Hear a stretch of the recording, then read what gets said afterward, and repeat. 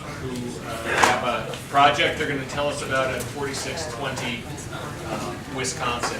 Well, you set up, Brooke, what I understand that they're going to do tonight is folks had asked for some information at a previous meeting. They're going to briefly touch on that. They've gotten answers, and then refer folks to refer attendees to where they can find additional information. And then, tell me if I'm wrong, but I think the focus that you wanted today is traffic and amenities. Oh, okay, sorry. Then I just, Traffic and amenities. I think it just, something false. We're not, oh, and while you do that, let me just actually, because you had asked me about the set down thing. In a PUD, after an application is filed, shortly after, the zoning commission holds what they call a set-down hearing. It's not a hearing on the merits.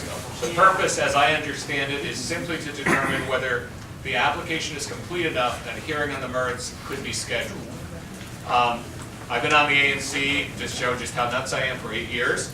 And in those 8 years, yeah, about 8 years in January. In those 8 years, the policy has been that ANCs are not invited to comment. That it's between the applicant and the zoning commission. We got a notice earlier this week, and I actually had to do a double take, now inviting us to submit comments, if we would like, on the set-down hearing. My sense, and we could, if for some reason during the discussion there's a different sense, we could do something, but my sense is we should just not take any action. Yeah, because again, it's merely asking us, or at least I understand it to be, does this application seem to be complete enough to be considered? I don't see how we can vote. I mean, it's, what's that? Oh, right, but I mean, right, but it's not like we're not zoning law experts yet. Yeah. We've never been invited to this part of the, to participate in this part. To this part of the, process, and so I don't feel like any of us, and I don't think anybody else here feels like we really have a basis to say one way or the other. So at some point you do though make correct. So take a position on the project. So that's the hearing on the merits. So that's what I'm saying. So the zoning commission will presumably look at this, and I understand anecdotally. I mean, although I guess you could watch this on TV or you could go and sit there and listen, but that the zoning commission will often give some informal advice to the applicant. They might say, your amenities are a little light, or I'm concerned about this. So there's a little bit of an informal interchange, but things are usually, and I think maybe almost always, set down. So once it's set down, they'll schedule a hearing date. It'll be the zoning commission. Okay. It'll be a few months in the future, and Brooke, or if you can tell us what his lawyers say about, it's based on whatever the backlog is there. And then we have to get great weight. We have to get our resolution on that to them 7 days before the hearing. So 7+, the meeting that's 7+ days is probably when we'll come to a final decision, but we can continue as we're doing now to talk about it and learn more and exchange ideas until then. Thank you, Bill. Sure. John. Yes. Before you get started, I'm going to raise the issue I've raised in several meetings, and that is, in light of, as I understand it, UIP serves on the board of the Tendertown Main Street organization. You and Commissioner Wallace are both also. Well, Brooke serves on it, but go ahead. Right, we don't have corporate memberships. I'm on the board of Tendertown Main Street. Thank you. And you work for UIP. Yeah, I do. So you're the Vice President of Development. That's correct. Okay. So, and also, as I understand it, UIP has pledged, I don't know if pledge has been fulfilled, but has pledged $5,000 to Tendertown Main Street. Has that pledge been fulfilled now? Or is it still? If you want to address it, David, so you... My point is that there is a conflict of interest, I've said this before, and I respectfully request that you and... What's the conflict? That you're serving on the same board and there's money going from Isn't Tendertown your Main Street a part of the organization city? to Tendertown Yeah. Main Street. Okay. Of which No, so Mr. here's- Bender and Ms. Wallace both serve on the board. So I wish, so I hope Ann is here. My understanding is that Ann had a conversation that confirmed this, but she'll have to speak for herself. I do not read the statute to say what you think it says. And we've discussed this before. The statute speaks to direct and predictable financial benefits to the organization. There's no secret deal between UIP or non-secret deal between UIP and me or the ANC to provide money if we provide them if we find in favor of them. There's the appearance of the propriety. That's, okay, so that part, that's your claim, and again, and I think what we're gonna do is put it in our minutes, unless folks object, a continuing objection for David Frankel, because we come up with this. As I said last time, I sit on another nonprofit board as a civic member. Here's Ann, so we'll get here, come in, but we're talking about the appearance issue. I'm a civic member. There are a number of, about 10 board members who are judges, and probably 20 or 30, I'm estimating, law firms that are members. The law firms all give prodigiously. To the best of my knowledge, the state and federal judges, this includes federal judges, sit on cases with those law firms. So in terms of appearance, I understand that's how you feel. It's not consistent with practice in the state and local courts, and they have higher standards, I think, or higher requirements than us mere unpaid peons. So with that said, Ann, I may want to address. What is the question? Can we summarize real quick? The summary is, David believes that it's a violation of conflict of interest statutes. Okay. Yeah. Well, Summarize your- I'm so glad this came up again, because it gives me an opportunity to share with you the conversation I had with the Board of Ethics. And I specifically raised this question, and they said, no, it is not a violation of the rules. Who did you speak with?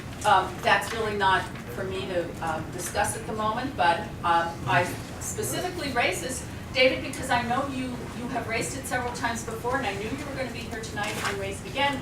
And so I wanted to reassure you that that is the advice I got. Now, if you'd like to file a complaint about this situation, of course, that's your right, but that is the advice that I got. Who gave you the advice? I'm the staff. Well, the office. The office of the Board of Ethics. It would be very helpful to just give me a name, that's all I'm asking. I don't think that's. All right, David, we have to move on. We're So gonna move on. She doesn't have to, we will I put don't in have that to, you can have a never. continuing objection And to if you want this. to file a complaint. My understanding, actually, somebody did, it could have been you file a complaint, and, you know, I haven't heard anything about it. In any event, you know, I've explained, I'm John, gonna finish look, my comment, please. Okay. As I mentioned in terms of the appearance issue, I think you're at, what you consider a conflict of issue is not in an analogous situation for federal judges, so I just think you're wrong on the appearance. And I think you're. I understand that, so we respectfully have disagreement, and we'll put in that you've got a continuing objection in our minutes, okay? We can't keep going back over this. But I will clarify that I have also talked to the Board of Ethics about the other question that you raised about voting on grants. And when I talked to the staff, I made it clear that the reason that I, in good faith, voted, and John Recuse himself, I voted on both those grant applications. And multiple reasons that I did was, Tenleytown Main Street is a nonprofit organization under the IRS code, and we have our own, Main Street has its own conflict of interest policy that prohibits, that works to, avoid benefiting any member of the board in any of our dealings. We're also, in Main Street, heavily regulated by the Department of Small and Local Business Development that scrutinizes everything that the Main Street program does, and it's pretty hard to do anything without DSLBD breathing down your neck, and certainly not misuse funds. And that was my good faith reason that I voted on both of those grant applications. And the board came back and said, we understand that, we respect that you acted in good faith, but you shouldn't have. So, I shouldn't have, and I won't vote on any more grant applications involving Main Street. So there you go. So there you go, and I never voted on any of them. So With you're that, saying you violated the law before, but you won't in the future. David? If that's what you'd That's like an to, interesting way to put if it. that's what you'd like to, the way you'd A like to misunderstanding, phrase is it turned into a felony or I a acted in misdemeanor? good Is that what faith. you're saying? Violated the law. No, she did not. It was a misunderstanding of the Yes, law. that's correct. But you know what, David? And I We're not- appreciate your Yeah. continuing interest in this. Right, the discussion though, at this point, has to be over. We have a lengthy presentation from these guys. We want to have a further discussion. You know, you always have the option to, I'm not encouraging you, but you always have the option to work with or file a complaint to the Board of Elections and Ethics. Right. Okay. Good evening, everyone.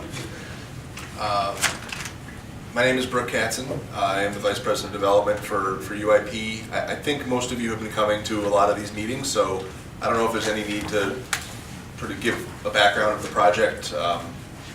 Is there anyone here that's not familiar with the project that wants a little bit of a background? Okay. Okay, good, a couple people. So in February of this year, UIP, Urban Investment Partners, closed on a transaction whereby we acquired 3 buildings in Tenleytown from American University, including 4000 Brandywine Street, 4620 Wisconsin Avenue, and 4545 42nd Street. We're here tonight to talk about 4620 Wisconsin Avenue. We have also since entered into a contract to buy the building next to it to the north, which is 4624 Wisconsin Avenue. So with those 2 lots combined, we're planning a redevelopment project, the majority of which consists of reusing the existing office building structure at 4620 Wisconsin Avenue, but converting it into multifamily and expanding it, both vertically and horizontally, into a mixed-use building that will include about 12,000 square feet of retail and about 135 apartments. Can you say those numbers again? About 12,000 square feet of retail and about 135 apartments. We're making use of the existing parking garage, which contains approximately 74 parking spaces, which exceeds the zoning requirement for parking. We're making use of the existing columns, concrete columns, and concrete slabs of the existing office building, but like I said, also expanding the building. We're taking this property through a PUD process that includes a map amendment to change the zoning on the site from an MU4 to an MU7 zoning designation, which we feel is consistent with the comprehensive, the future land use map and the comprehensive plan for this particular parcel. We've been, visiting with the ANC over the past, 6 or 7 months, 4 or 5 times, and the project has been evolving. We were here before the commission in October to provide an update. At that time, the project had actually gotten a little bit smaller, and we wanted to update the community on that. At that meeting in October, a lot of community members were requesting a lot of information about the project. So we decided, rather than to just email things to individuals piecemeal, we would establish a website that anyone could access to download information. So we're here tonight basically for 3 reasons. Number 1 is to tell everyone about this website, because I don't think a lot of people know about it. Number 2 is to walk everyone through our proposed community benefits package, because it's been a while since we've presented that. And finally, we have our traffic consultant here from Wells and Associates, who's going to present to you the findings of their traffic impact study. So those are the 3 things. First, the website. The URL is broadcastdc.com. Don't forget the www. www.broadcastdc.com. This is actually the website live. We're online, and it's really just a single page site with a bunch of links to download documents. On this website, you can find the PUD application that we submitted to the Zoning Commission a couple weeks ago.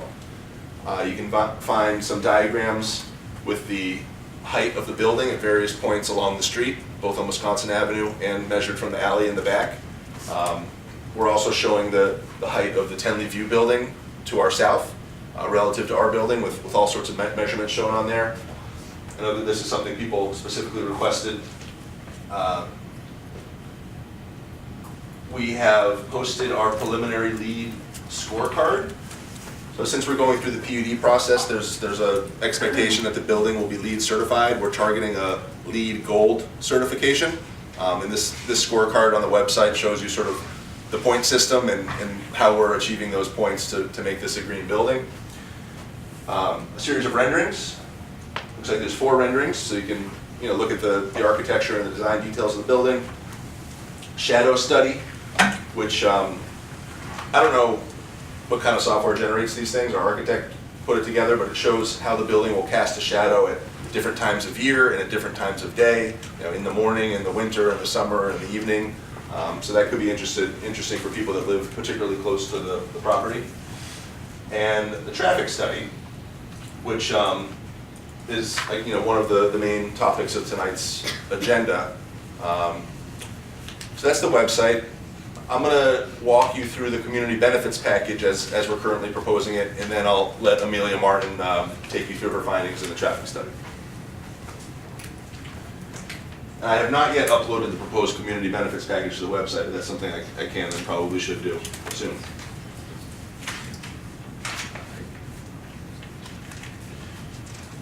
Please let me get this up on the screen so everyone can see it.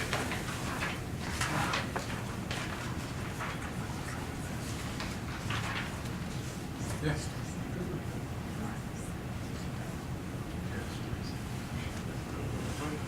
Full screen.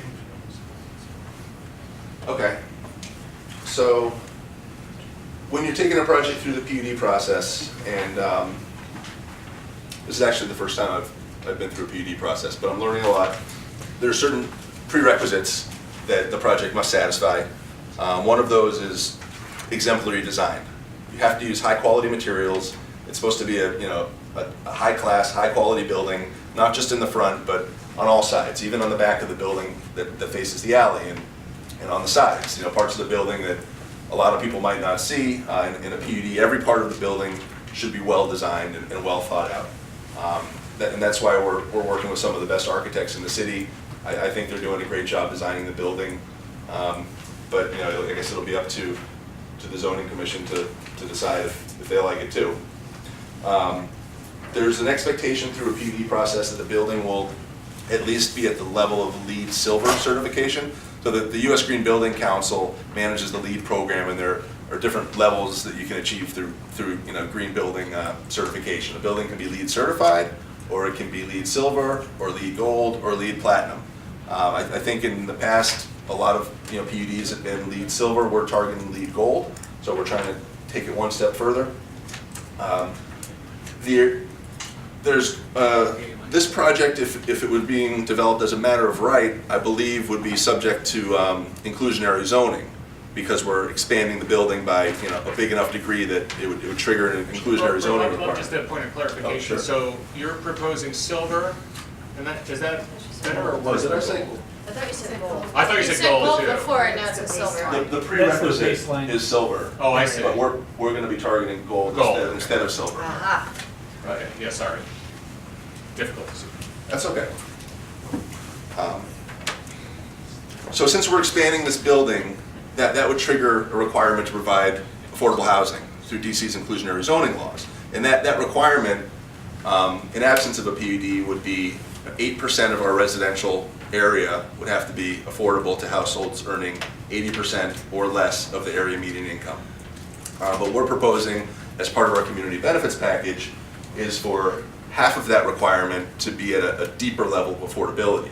So instead of 8% affordable to people making 80% of the median income, we're going to provide 4% of our area affordable to households earning 50% of the area median income, and the other 4% of the square footage affordable to households earning 80%. Does that make sense? Okay. So that covers the prerequisites.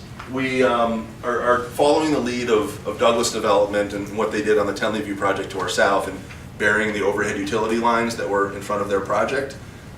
So now the overhead utility lines just are in front of our project, but not theirs. So It's actually quite expensive and complicated to do this, but we're gonna bury the overhead utility lines in front of our project, and that includes some Pepco lines, some Comcast lines, some Verizon lines, and instead we're gonna take our electricity off of the back alley. So we'll be installing new transformers on our private property, accessed off of the alley, and I think that'll clean up the the curb appeal of the building quite a bit. Oh, that's another point of clarification. So, but you are undergrounding the lines, but you're not gonna take your power from them, or? Correct. Okay. We're undergrounding the lines in front of our building, but our power is gonna come off the back alley. But in the back alley, it's gonna be with raised, All underground. Oh, that's gonna be all under- underground, okay. All underground. And is there always something in there? This building is currently served by a transformer that serves multiple buildings. We're gonna put our own dedicated transformers underground on our property behind our building. But this will require trenching down the alley from Chesapeake to bring the power down there and then come onto our property, and then we obviously will repair the alley to its original condition after that work is done. Brooke, how far are you gonna do the underground in Wisconsin? I think at one point you had said all the way to Chesapeake Street. This just says in front of the project. Where's the line on the, are we gonna get to the corner, hopefully? You're very observant. When our project was larger and it included more of the block, it included 3 parcels and there were only 2 small parcels left, we were proposing undergrounding the utilities all the way to Chesapeake Street. When our project was downsized and now covers less of the block, we backed off of that, and we're now offering to underground the utilities only in front of our property. Do you know what the delta is on cost? Oh, ballpark. I don't offhand. I can check with our dry utilities contractor and try to find that out. Okay, we talked about lead gold instead of silver. Something that's come up in meetings in the past is access to our rooftop, which is something we're willing to provide on some sort of limited or controlled basis. If people in the community want to have a little cocktail party or bar mitzvah party or something up on the roof, we can make our roof available for events and catered events and things. Restrict residents from obtaining residential parking permits. So this property is located in a commercial block, and this entire block is not eligible for RPPs, for residential parking permits. It's not in DDOT's database for RPPs. So someone that's living in this building could not obtain a residential parking permit.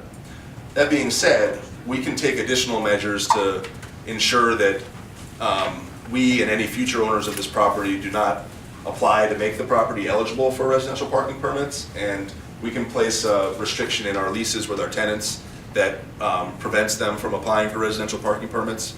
I think this is part of our transportation demand management plan that Amelia will get to in a minute. But this is a very common restriction on projects that are requesting relief from parking requirements. They're trying to build a building without any parking like Tenley View. Of course, there's going to be a concern that the residents of that building end up parking on the street and displacing parking of people that live in the neighborhoods.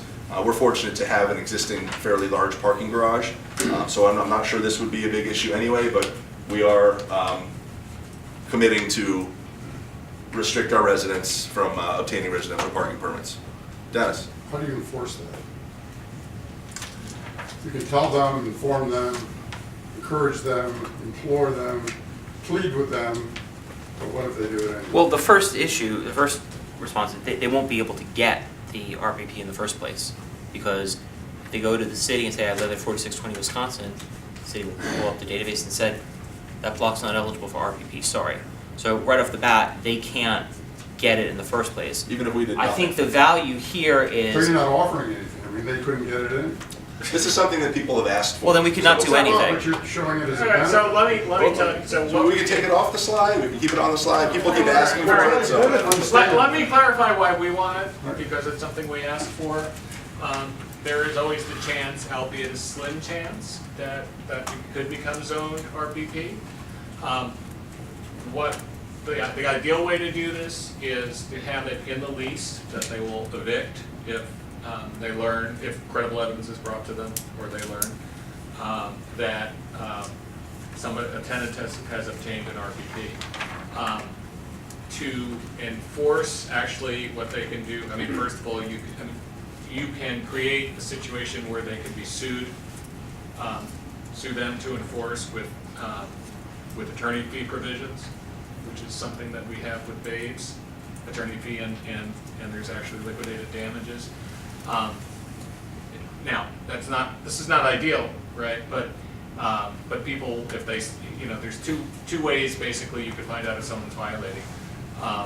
The one is if somebody notices it, hey, they're parking in the street, and someone go in. The other that some developers are doing, and we could certainly write into their agreement if we agree, is that they have to do, you can do FOIA searches for who's in the database.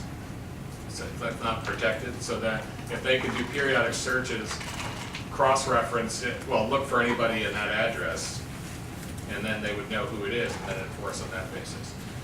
Can the bureaucracy enforce simply by address, so that there's no way that anybody who has an official address or a license Yes. at that address, the DMV will just not give them? Your mouth to God's ears, but Yeah, so but- let me get it. That has been proposed, and Mary Chey actually issued a bill, introduced a bill to try to make sure that could happen. And I believe DDOT has the authority now, they'd have to go through rulemaking. They haven't. It's been opposed by a couple of council people, or then council people. I think the reason that it's opposed is largely because there are people who, it's a poison pill, are afraid that if it's easy to do, it'll be done. I don't think there's a good public policy basis for opposing it. And you should lobby for it.